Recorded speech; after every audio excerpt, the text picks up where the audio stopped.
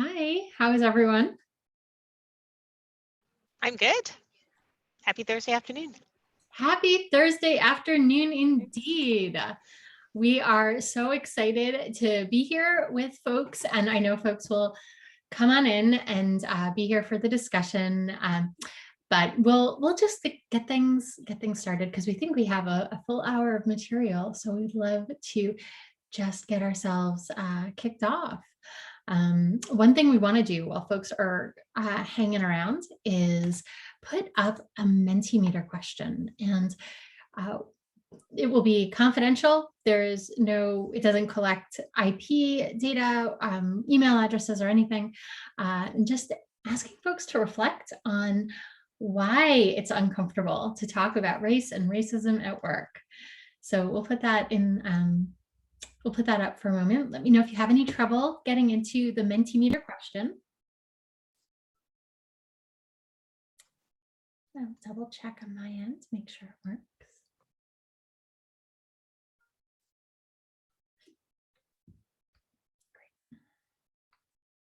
Great. All right. So once folks are done answering that to their satisfaction, if you could put a thumbs up in emoji or your actual thumb, be helpful.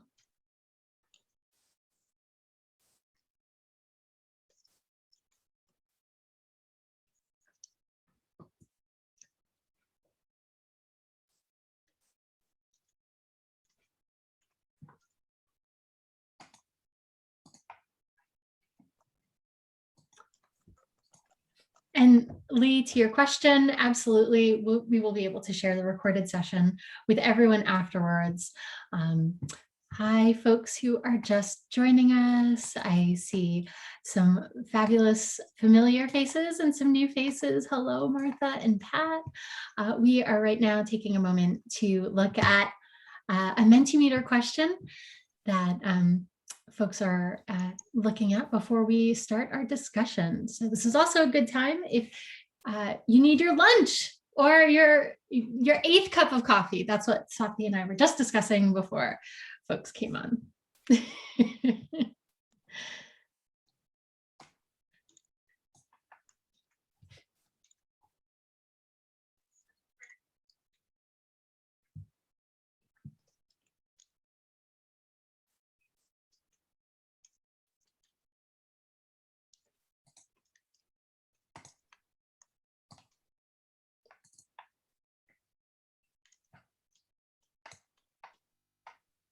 Right, so once you're done, let us know, give us a thumbs up, and we will start our discussion. Thanks, Michelle.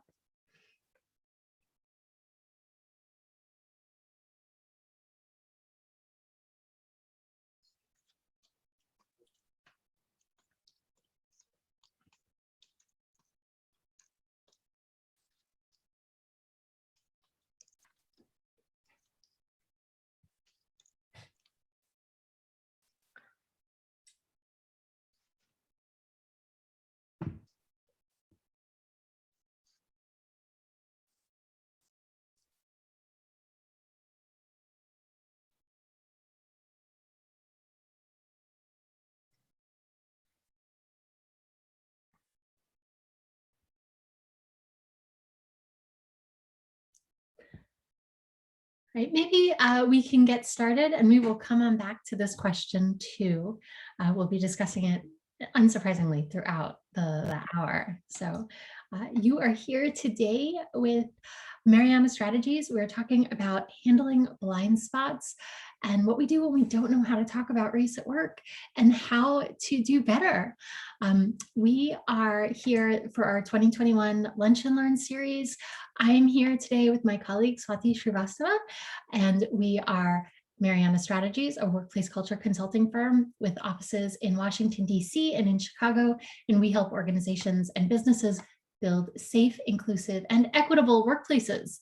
So we're hosting this series of discussions to talk about not the new normal, but the next normal, or what now seems to be the never normal. So when we're having this discussion, we're thinking about things that aren't easy and how we make our way through. We think this is a really important discussion for professional development in 2021. So a little bit about myself. I am the CEO and founder of Mariana Strategies, founded the company 4 years ago.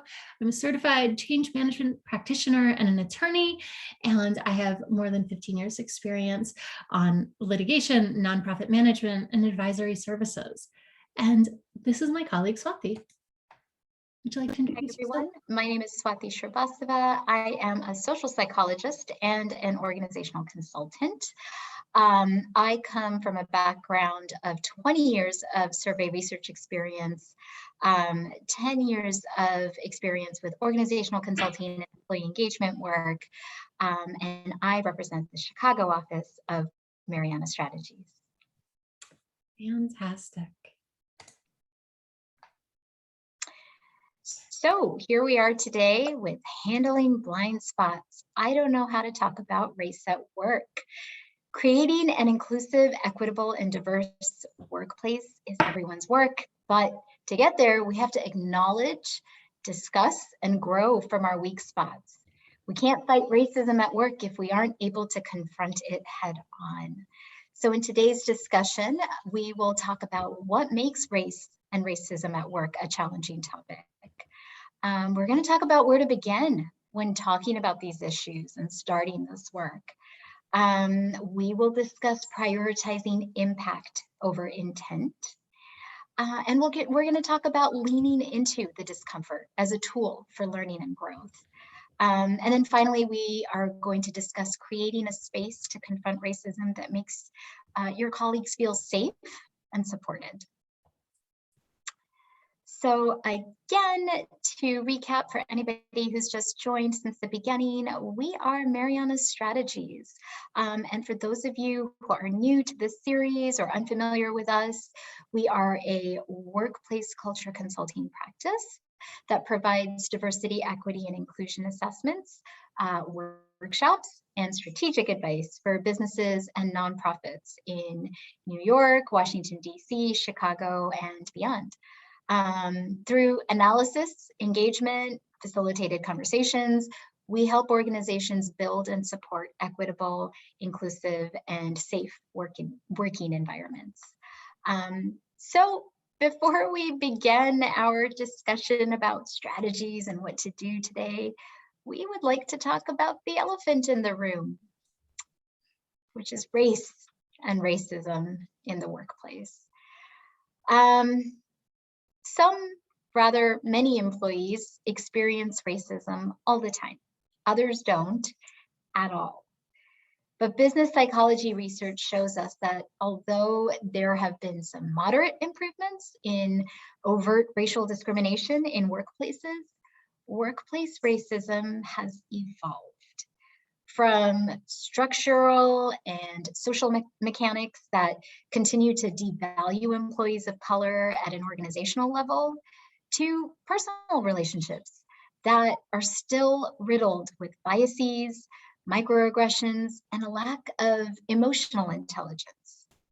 Racism at work is thriving. And the idea that racism is alive and well in our workplaces is an uncomfortable one, but it doesn't have to be. So that leads us to our Mentimeter question. Some of you have already gone ahead and answered it. Those of you who are just joining us now, please take a minute to either use the QR code or visit the Menti site and answer this question. Why is it uncomfortable to talk about race and racism at work?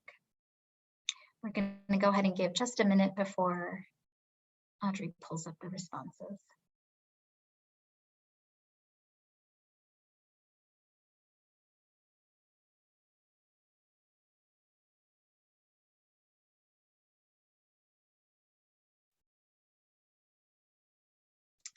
So it looks like we have a bit of a smaller group today, which the advantage of that is that we can have some discussions about these topics, and we'd love to hear from you once we pull up the responses. If anybody wants to elaborate or make some comments about the themes that we're about to see. right, let's take a look. I'm going to pull up from the Mentimeter site what the responses are that we're seeing. And give me one moment while I do that. And thank you for your candor and the information that you're sharing. In our experience, it's certainly the most important groundwork that we lay is a willingness to have not so easy discussions. And it really does start with a question like this one. So here we go.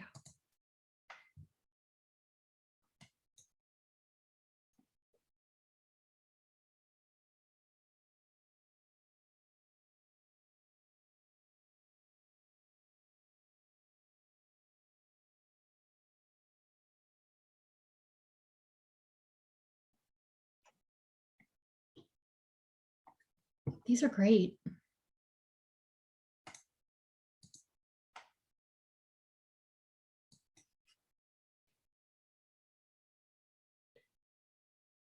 These are wonderful, and all things that we're going to address in our dialogue today.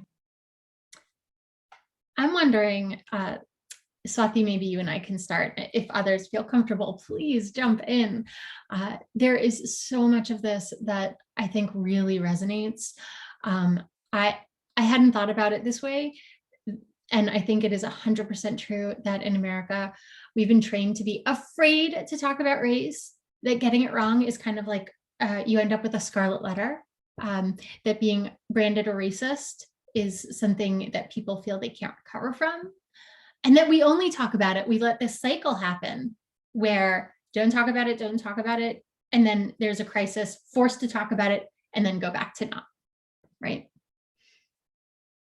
Swati, what resonates with you? I would say very similar, that cycle would then lead to kind of some of the research that we've alluded to already about how we get better at covering up overt acts of racism, and we get better with those crisis situations, but the underlying issues are still there, and the outcomes, the impact is still there.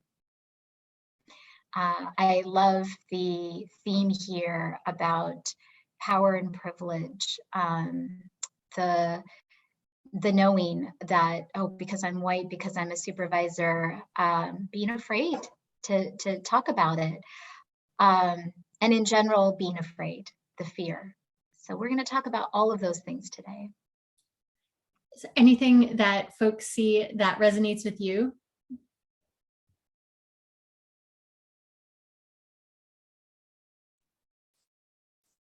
I think for me, that all just speaks to why we need to build this skill in leaning into the discomfort. Agreed. Yeah.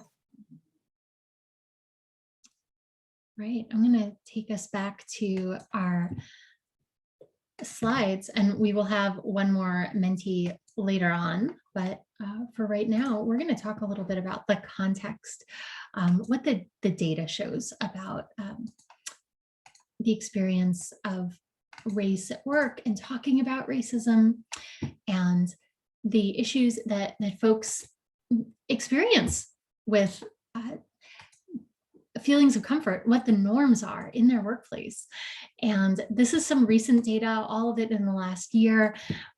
What we see in a Gallup survey is that only 42% of managers strongly agree that they're prepared to talk about race. Some of the additional data that was collected in that Gallup survey was that managers feel prepared to talk about race when they receive training on how to do it, to Michelle's point. And less than half of the managers that were surveyed have received training.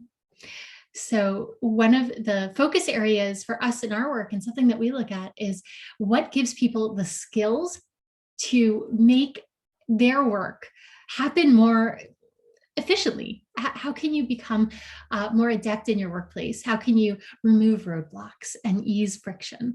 And some of it is we don't want folks to feel like they are unable to have these conversations. It's time spent worrying about whether you can talk about race, can't talk about race at work, that takes time away from being able to focus on your mission. And that's why it's so significant. We talked about in our last discussion that nearly half of white CEOs found that doing DEI work was a distraction from their mission. That was a SurveyMonkey research finding from earlier this year. And what we find is that it's not a distraction from the mission, it enables the mission. And you see it here in the second bullet point, where Black professionals feel that they are not supported, that it is never acceptable to speak out about their experience of bias. And what happens is that silence makes them more than twice as vulnerable to feelings of isolation and alienation in the workplace. It has negative health outcomes. And for Black employees who feel that they can't speak out, they are nearly 3 times as likely to have one foot out the door and 13 times as likely to be disengaged. And finally, people find it uncomfortable, both white employees and Black employees. That is a fact that can only be changed when we create some groundwork to have conversations about things that folks have not been comfortable having. So let's talk about what happens in some recent situations where the discussions about race have been banned at work. And I think that that probably sounds a little bit shocking, the idea of banning conversations about race at work. But in the last year, there have been a few high-profile examples of companies banning discussions of what they deem sensitive topics, including last year at the cryptocurrency firm Coinbase, and this year at the tech company Basecamp. And I'm curious, just show of hands or a note in the chat, are folks familiar with either of these examples? Okay. At Basecamp, and we'll talk a little bit about the Basecamp example, it was really interesting because after their CEO made an announcement that political and societal discussions were banned, 1/3 of their workforce resigned. Which even at a 60-person company, it was truly very fascinating. The CEO said that we can't talk about societal and political hot button topics on the Basecamp platform. That's and for folks who use Basecamp, you're pretty familiar. You know, this is a place where you're getting your work done. And at Basecamp, they use Basecamp, right? So it really means you're not talking about this in the workplace. And what prompted this discussion in the first place, according to reporting from NPR, was that within the company, some folks had been maintaining a list of names that they found funny for some reason or another. And according to NPR, some of these names were for individuals of Asian descent or African descent. And the company started a conversation about why that had happened, why they felt bad about it. And instead of laying down the groundwork to understand how this affected employees, they said, no, we're not going to talk about it at all. And what happens, do you think, when we tell somebody not to talk about something, not to think about something? Swati, the social psychologist, knows. Do you want to share a little bit about that? Oh, what happens when you tell a child not to do something or think about something? The reality is the commentary in the earlier Menti question was spot on. In America, we've been, discouraged from having certain conversations. And even though that's an unstated, unspoken norm and we go along with it, the second someone makes it a spoken and stated policy, we don't tolerate it. We're Americans. It's a freedom issue at that point. What happens is that people don't want to be explicitly told not to exercise a right. And of course, these are things that impact people in the workplace day in and day out. And to be explicitly told that you cannot engage in conversations about it will almost instantly get you to that impact that Audrey mentioned, that statistic of feeling disengaged, feeling disconnected, and resigning because you no longer feel a part of that company. It's an instant exclusionary measure. And we see, when Swati is talking about the disengagement, I remember seeing this on Twitter and thinking it couldn't be put more plainly. We can't ignore what people experience if the question is, just because a dominant culture in a workplace doesn't have experience with it or doesn't know how to talk about it. So in 2021, as we're leading into 2022, we're going to do that learning, right? And Swati and I both come to this conversation knowing full well that we don't always get it right, but we are much more willing to try and screw up and do better than we are to keep our mouth shut. That's right. And so when we see these stats and the stories and even the internal data on our own organizations, it can be daunting to know where to even begin. So we are offering a few basic places to start you in the right direction. And with an emphasis on the word start, because this work is challenging and it is ongoing. First and foremost, keeping your initial expectations practical. We all have ideals or standards that we'd love to accomplish, but starting with that realistic view of what you can do and giving yourself some short and long-term goals, all with that room for error and learning. That's key. Next, we want to focus on impact. The impact of your words, your behaviors and actions. If you're a leader, your policies and procedures. This work is challenging and uncomfortable because you will find out things about yourself. And in those moments, your intentions just cannot excuse your actions. Instead, we want to focus on learning how to fix and align our actions with our intentions. Third, coming to the task with compassion. In our work, we emphasize that you can only change yourself, and the others transgress. We suggest approaching people with gentleness. And for that matter, compassion for your own self and growth is equally important. Fourth, learning from your discomfort. We've already established this work is uncomfortable, but don't let your fears about messing up or saying the wrong things paralyze you into doing nothing at all. And finally, practice.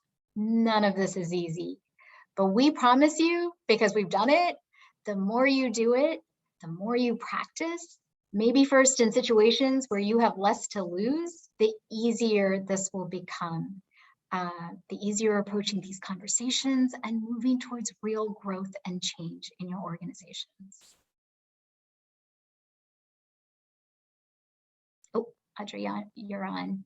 I know. Here, this one's homesick. Okay, you're going to go back downstairs now. Okay. All right. So let's talk about setting expectations for having these conversations.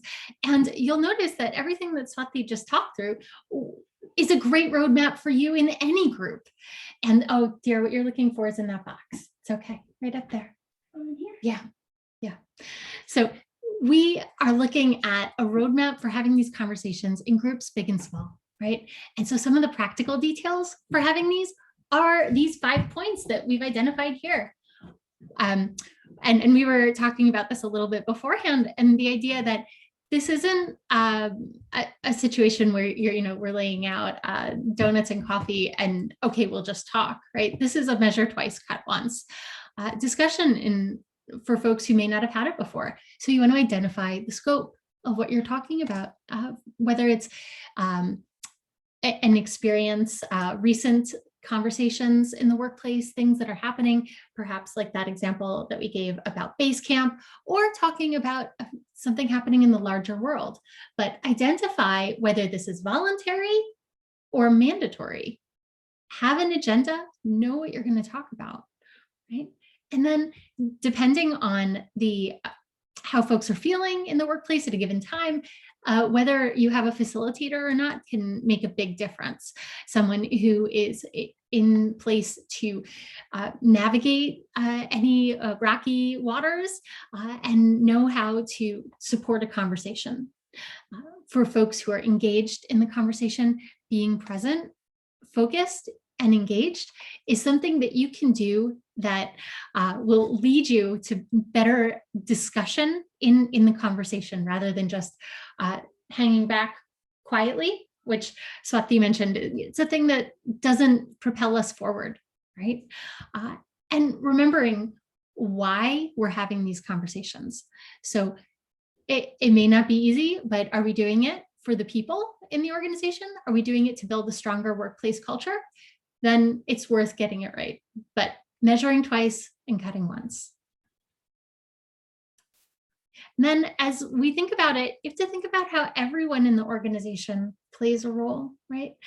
For a lot of folks, we've seen that, and I've had discussions in trainings, I've had folks say to me, but I'm white, I don't have a race.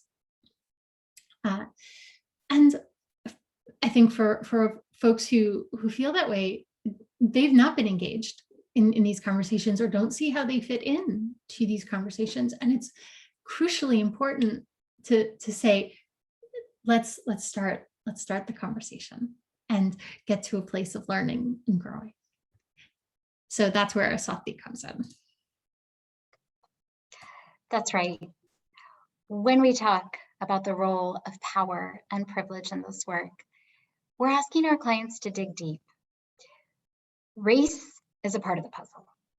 What you see in the workplace or now on Zoom, it's a part of the picture. And most times we're unaware of everything another person is experiencing outside of our view. You know, circling back to the tweet or whatever I think it was a blog or a tweet that was shared about this concept of having to go back to work when there's so much going on in society that's impacting you and internally, and then coming to work and acting like everything's okay. Not everybody is aware that those things are going on. And, you know, women, people of color, LGBTQ+ colleagues, they may be constantly reminded of how these pieces of their identity are impacting their everyday experience in the workplace. But for others, various identities are not always salient, and you might be confronting them for the first time in DEI work, and that's okay. We talk about Sylvia Duckworth's wheel of power and privilege, and it's easy to see how we can all be privileged on some or multiple dimensions and at the same time be marginalized in others. We remind our clients that privilege doesn't make you a bad person. It doesn't mean you haven't worked hard to get where you are or experienced challenges in your life, but recognition of privilege can afford us an opportunity to be an ally to a person who does feel marginalized on a dimension where maybe you hold some power. Every person's unique perspective is essential to building an inclusive workplace. This is not the work of people of color or of a few people who feel excluded. This is everyone's work. So the more people and perspectives start confronting exclusion, the more likely it is to make a real dent in building inclusion.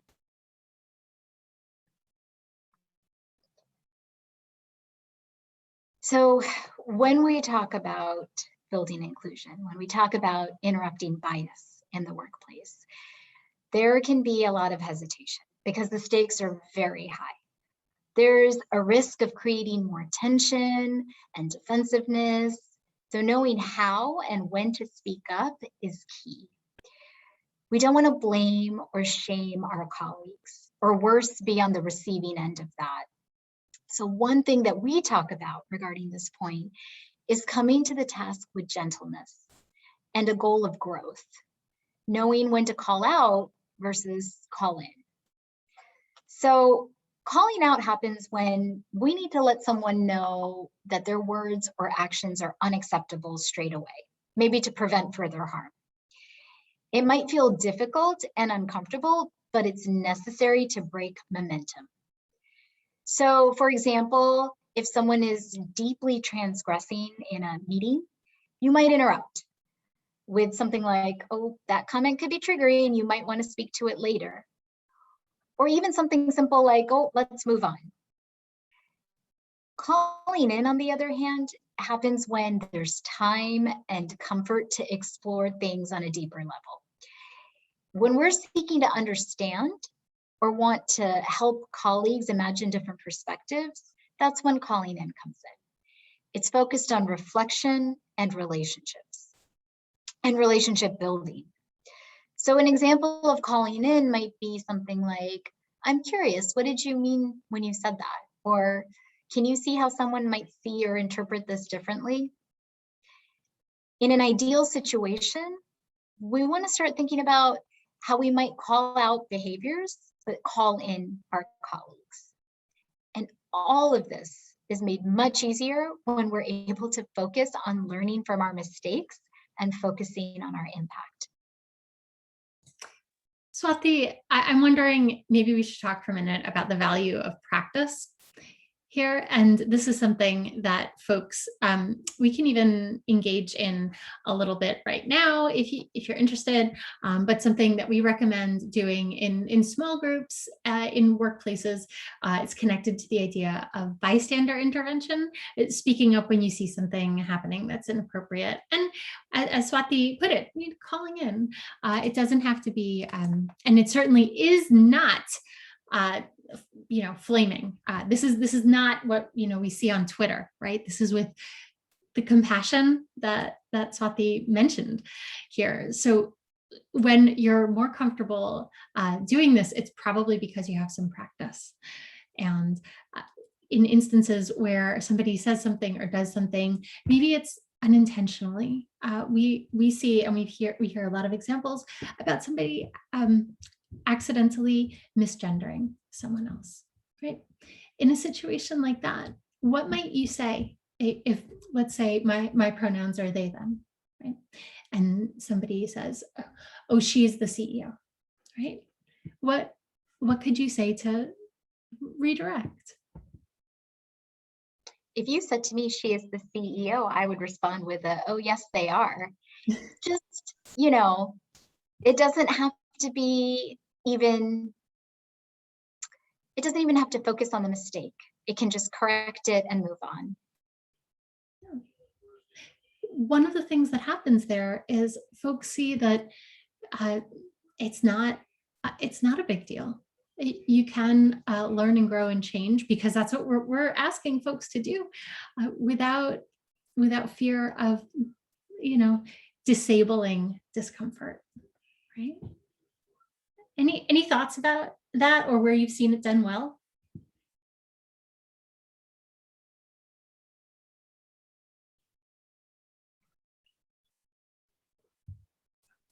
Sorry, is that for everyone or for Swati? Oh, for everyone. For everyone. Yeah, I thought Swati, you just gave a great example of what I would call like reframing, kind of just gently in the next sentence, reframing something slightly different, and people saying, oh, right, yes, that's it, without necessarily bringing shame and blame to it.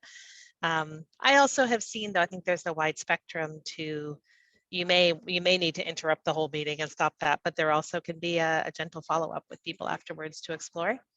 I do think another piece to think about, though, is where you may need to follow up further with others who were in the room and may have experienced the transgression. So if it was your staff, for instance, in a room with a client, and the client did something, it may or may not be right to interrupt explicitly at that point, but to be able to follow up with our staff and show that we heard it, noticed it, and how we thought about taking a stand for that in some way, I think is important.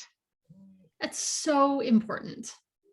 This issue comes up with so many of our clients, the ones who work, nonprofits who work with donors, organizations working with partner organizations, our clients who work in politics and are sending young staffers into state houses, right? We are getting them in a place to be able to either speak up in the moment, for managers to be aware of bad behavior that they can expect to be out there, and creating kind of a bulwark against that with the organization.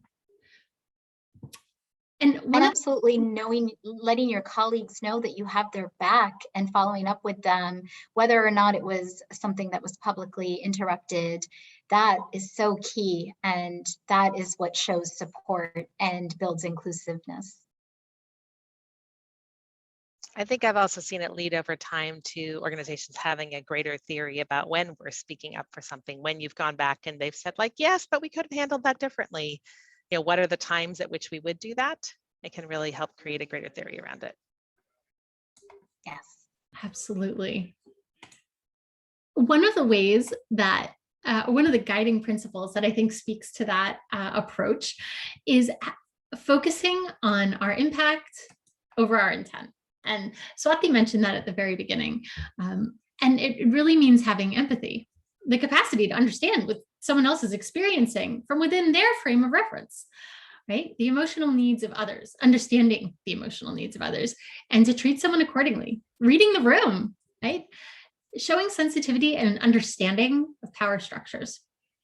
And when we can have that empathy in place, and we understand what our actions have done, then we can say we want to do better, right? And it reframes how we think about our actions, right? I meant well isn't enough, right? I meant well could mean that we have a culture where assimilation is required, that the standards for behavior mean adhering to what a dominant culture in a workplace has decided is acceptable. And we know from the research that individuals feel a sense of inclusion in the workplace when they are valued, when they feel trusted, when they feel like they can be their authentic self. And when the question is, are you assimilating to a dominant culture? Sometimes that doesn't mean you're getting to be your authentic self. So we aim to prioritize impact over intent. I want to stop and see if there are questions or reflections about that. We have received pushback against that concept, but we find it to be an effective one in measuring results around inclusion.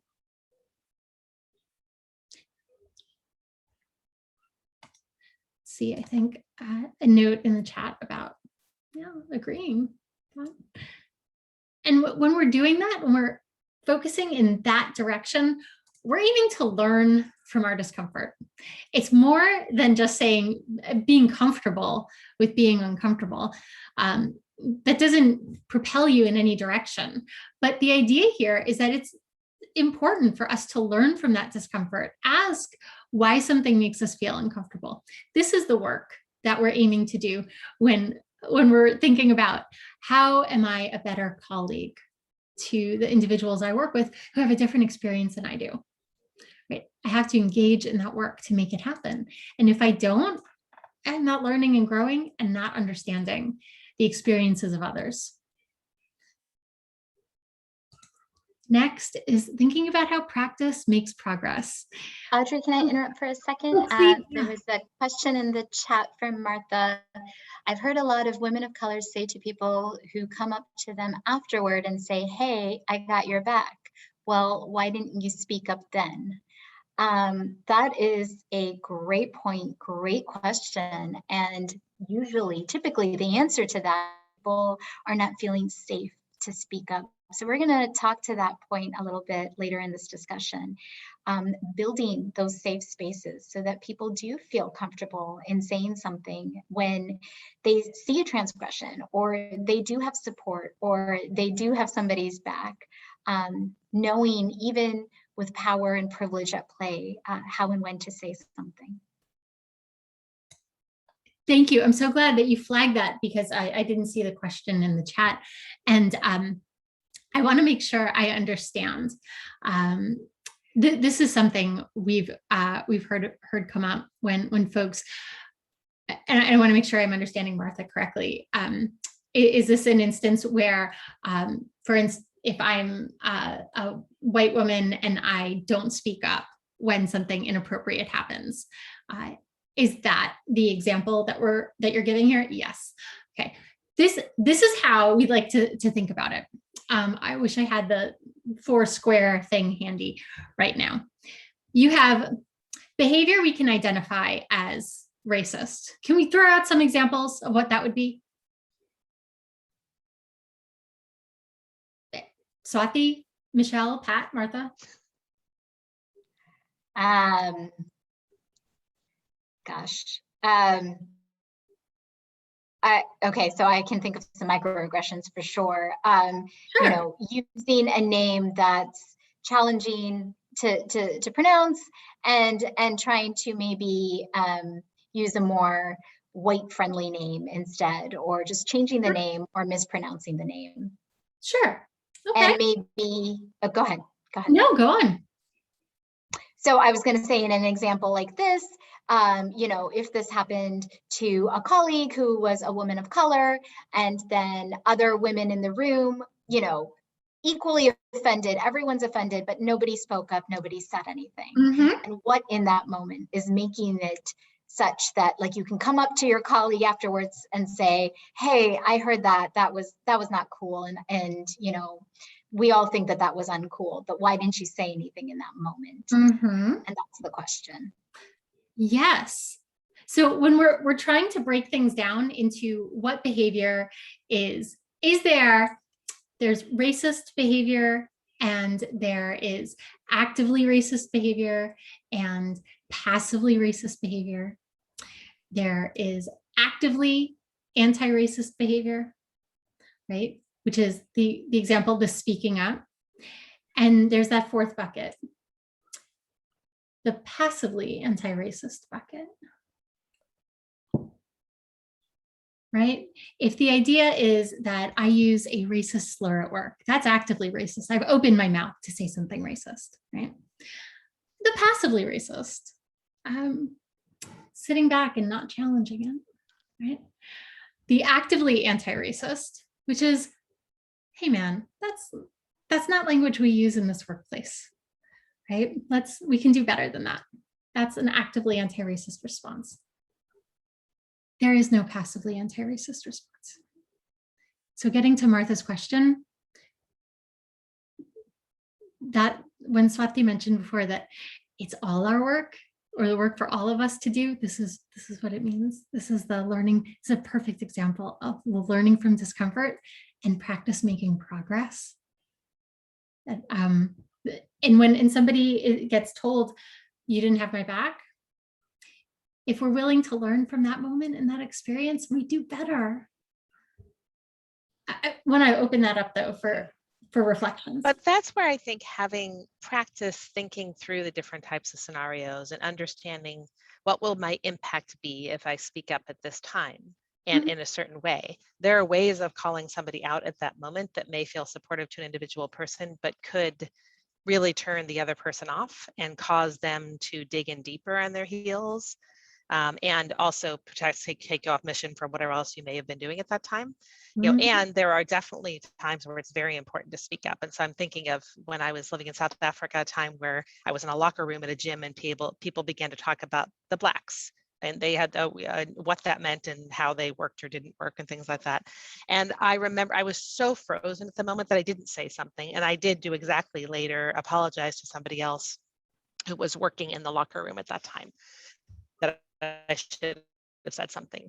And I was just frozen. I didn't have the skills yet and the ability to think through and say something. And I definitely, other times where in a big public meeting that might be recorded or whatever that may be, you know, and it's people on a different ideological piece of the spectrum, you have to think, will this make a difference? Who will this make a difference for at this point in time? And there may be times where you choose not to explicitly say something because you're going to have a later conversation that may be more of an impact on that person. But I do think it's important to be able to share out loud with people who may have been impacted why you make that choice and check in with them and see what they think about it. And having that conversation at a later time and circling back then with the colleagues, that's still actively anti-racist. That's still doing something and not Yes. nothing. So that's part of it. That's exactly right. Knowing when to interrupt bias, how to interrupt bias, but making sure that we start interrupting bias. That's the key here, because we talk a lot about having the empathy component here, and that's why we brought up that wheel of power and privilege. If you can't relate to it on the level of race, maybe you can relate to it on the level of gender, or on another level where you have felt marginalized and someone has not spoken up, or someone has gone along with a climate that is creating a situation where transgressions are just going to continue to happen because nobody's willing to speak up or do something about it. I love the comment in the chat from Pat about having prepared responses.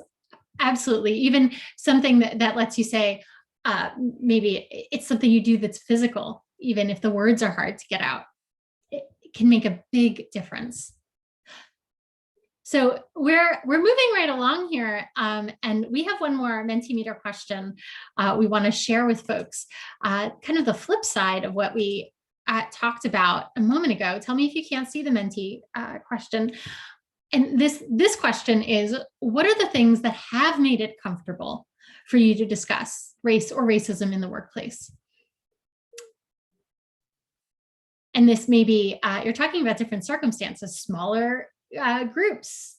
I don't want to bias results for what you would say, but if there have been times where it has been comfortable, we would like to hear about those as well. And or if maybe you haven't discussed it yourself but have others, what do you think is making the situation more comfortable for them? Yeah.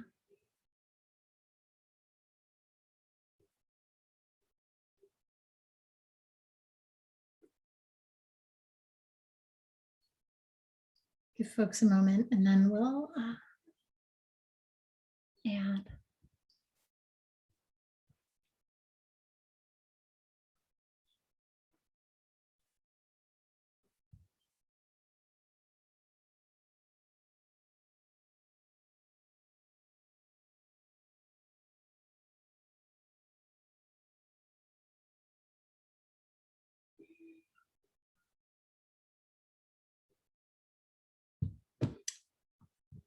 All right, I'm going to pull up the responses and see where we are. One moment while I do that.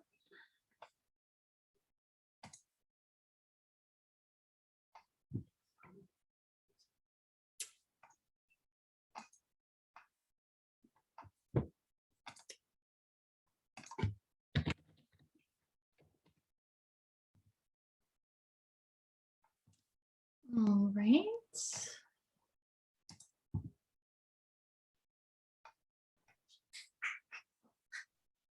Audrey, in this case, it only let me give one response, so you may have more limited answers from people this time. Oh, okay. Thank you. We can also chat or something if it's helpful. Absolutely. That would be great. It would be fantastic to put other thoughts in here as we get started. What is something that you weren't able to add to the Mentimeter, as I'm pulling up the Mentimeter, that you think would be an answer? Yeah, other thoughts I have is one, just having relationships with people, like knowing people and feeling that we've connected and talked about our identities and things like that, make it much more comfortable to then bring that up. Certainly practice and discussions about these topics in general, but then also like specifically thinking through what do we do in circumstances like this and what are we trying to lean into. That's right. Practicing exploring scenarios, thinking through how to respond, knowing that my colleagues get me. You know, I'm not sure. I've seen so rarely things I'm curious about, whether they help. Telling people of color they don't have to go to basic DEI meetings. Having white folks meet separately. Asking white people ahead of time what their level of knowledge is. Those are all ideas that get the juices flowing to think about what can be a practical response And it takes a lot of building relationships and knowledge. And that's where I'm going to turn it over to Swati to talk about what we think might be the biggest aspect of being able to talk about race at work, thing that unlocks the door. Yeah, so as Audrey pulls up the slide, we want to delve into the role of psychological safety when confronting racism in the workplace. So when this safety is present, colleagues feel included. Sorry, one second. I got pulled into a different view. They feel safe to make mistakes. They feel safe to contribute and to speak up, all without a fear that other people on their teams are going to embarrass, reject, or punish them for doing so. And remember, we mentioned earlier that we want to be in a place where we can learn from our discomfort and not be paralyzed by fear. In an earlier Lunch and Learn, we had mentioned a 2017 Gallup poll that found that 3 out of 10 employees strongly agreed that their opinions at work don't count. And that's a lot of missing valuable perspectives. When there's a lack of psychological safety in your workplace and people don't feel comfortable to share what they really think, your organization is ill-equipped to prevent failures. And if you want people to be brave, you have to approach things with an open mind, even if perspectives don't align with your own. When mistakes happen, and they will happen, we want to avoid punishment and blame. We want to use these mistakes as springboards for learning and growth. Otherwise, you'll be squashing that dialogue instead of encouraging it. And finally, we want to be able to embrace conflict that is productive. If you want your workforce to confront challenges head on, they have to feel like your responses will come with some level of understanding and empathy. How do people feel about that?